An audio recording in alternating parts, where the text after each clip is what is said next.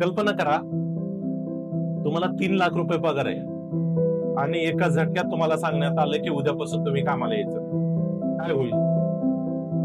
तुम्ही त्या नोकरीच्या भरोश्यावर फ्लॅट घेतलेला आहे, गाडी घेतलेली आहे, तुमचा लाईफस्टाईलचा खर्च वाढलेला आहे आणि तुम्हाला तसं सांगण्यात आलं तर काय परिणाम होईल? जगप्रसिद्ध कंपनी ओरॅकल हिनं तिच्या 30,000 कामगारांना सकाळी 6 वाजता मेल करून सांगितलेले की तुम्ही कामाला येऊ नका, तुमची आम्हाला गरज नाही. आणि या कंपनीमधले भारतीय लोक फार आजार आहेत. विचार करा त्या कुटुंबावर काय वेळ आली असेल.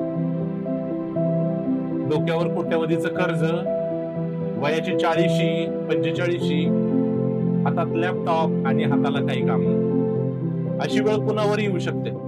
जर तुम्ही योग्य नियोजन नाही केलं, दुसरा अर्निंगचा सोर्स नाही बनवला, तर तुम्हाला सुद्धा बेरोजगारीचा सामना करावा लागतो. त्याच्यामुळे प्रत्येकानं आपला सेकंड अर्निंगचा सोर्स नक्की बनवावा आणि अशा कितीही कंपन्या बुडल्या तरी आपल्या आर्थिक जीवनावर त्याचा काही परिणाम होणार नाही याची दक्षता प्रत्येकानं घ्यायची. आणि हीच आता काळाची गरज आहे. त्याच्यामुळे ओरॅकलचा धडा प्रत्येक जण घेतील अशा अपेक्षा व्यक्त करूया.